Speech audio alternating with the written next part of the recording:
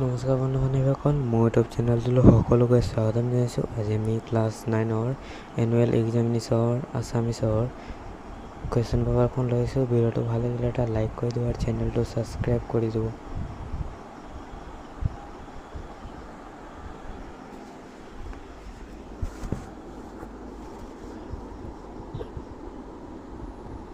এক number time দিছে 3 ঘণ্টা আৰু 1 নম্বৰ সমূহ উত্তৰ লিখা। বহল ব্যাকৰণ পুথিখন কাৰ ৰচনা?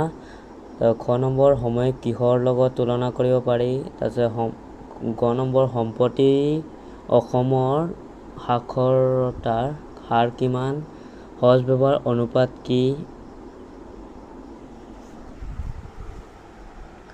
তাৰপিছত গ নম্বৰ লোক সংস্কৃতিৰ দৃশ্যমান দিশক কি বোলা হয়? 2 নম্বৰ চমুকৈ লিখা প্ৰাকৃতিক জগত বুলিলে কি বুজায়? কোনবোৰ লোক মংগোলীয় গোষ্ঠীৰ? গ নম্বৰ কিৰণ নিধি যোজনা কি? 3 নম্বৰ কন্যা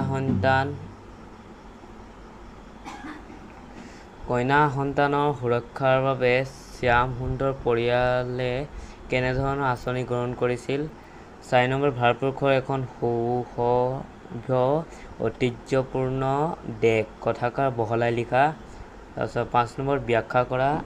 সকলো মানুহৰে জীৱনবোৰ একোখন যুঁজ অথবা খ নম্বৰ সোণৰ জেউতি অমান্য কৰিলেও নকমে।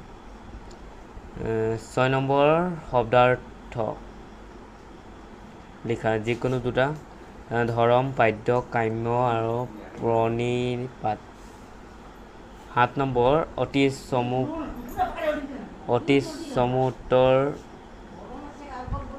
চমু উত্তৰ দিয়া। তাৰপিছত ক নম্বৰ শংকৰদেৱৰ জন্ম কেতিয়া আৰু ক'ত হৈছিল? খ নম্বৰ সুগন্ধি পখিলাৰ কবি বুলি কাক কোৱা হয়? তাৰপিছত পাদ্য ইফালে মানুহক পূজা কৰাৰ অৰ্থ কি? তাৰপিছত নোজোৰে আঙুল দুই জৰি, ইয়াত কাৰ জৰিৰ নাটনি হোৱাৰ কথা কোৱা হৈছে? তাৰপিছত গ নম্বৰ শান্তি চৰাইজনীৰ আজলি ভৰাই কবিয়ে কি দিছে? 8 নম্বৰ লোক সাহিত্য কেইটা ভাগত ভগাব পাৰি লিখা। তাৰপিছত 9 নম্বৰ কবি আনন্দ চন্দ্ৰ আগৰৱালাক কিয় ভাঙনি কোঁৱৰ বুলি কোৱা হয়? 10 নম্বৰ শোক কবিতাটোৰ মূল কথাখিনি নিজৰ ভাষাৰে লিখা। তাৰপিছত 11 নম্বৰটো ব্যাখ্যা কৰা। তাৰপিছত স্বাৰ্থৰ বাটত দুখৰ কাঁইট, খোজে পাতি বিন্ধে শূলে, নিস্বাৰ্থৰ বাট সেন্দুৰীয়া আলি, সুগন্ধি কুসুম ফুলে। 12 নম্বৰ তলৰ প্ৰশ্নবোৰৰ উত্তৰ লিখা যিকোনো 5টা হৈছে। তলৰ শব্দকেইটা কি কি কাৰণত মূৰ্ধন্য ণ আৰু মূৰ্ধন্য খ হৈছে লিখা। নাৰায়ণ, অৰুণ, কৰ্ণ, শ্ৰেণী। সমাৰ্থক শব্দ লিখা যিকোনো দুটা। মানুহ, বস্ত্ৰ, দমন, দধি। গ নম্বৰ বিপৰীত শব্দ লিখা যিকোনো দুটা। স্থাৱৰ, স্বৰ্গ, মৃত্যু, শত্ৰু। ঘ নম্বৰ সন্ধি ভাঙা আৰু পাতা যিকোনো দুটা।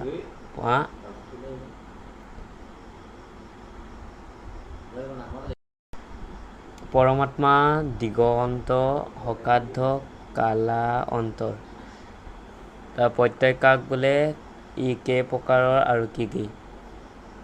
তাৰপিছত প্ৰথম নম্বৰ বাক্য ভাঙি দেখুওৱা যিকোনো দুটা।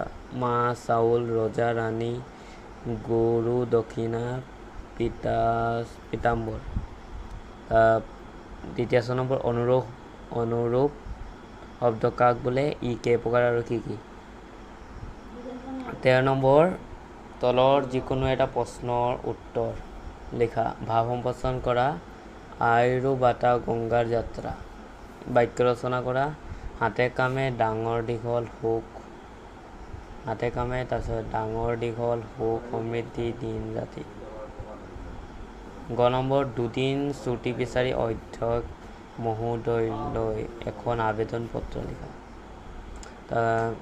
14 নম্বৰ তলৰ দিয়া বিষয়সমূহৰ যিকোনো এটা বিষয়ৰ ওপৰত এখন ৰচনা লিখা।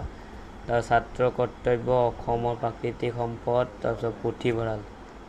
15 নম্বৰ চাহ জনগোষ্ঠীৰ সমাজৰ 4টা জাতি উপজাতিৰ নাম লিখা।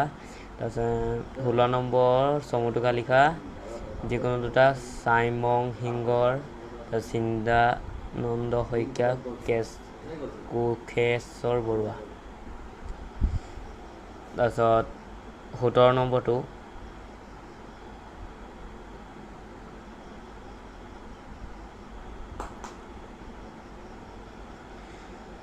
ভিডিঅ'টো আজি ইমানেই আছিল। ভিডিঅ'টো ভাল লাগিলে লাইক কৰি দিব আৰু চেনেলটো ছাবস্ক্ৰাইব কৰি দিব।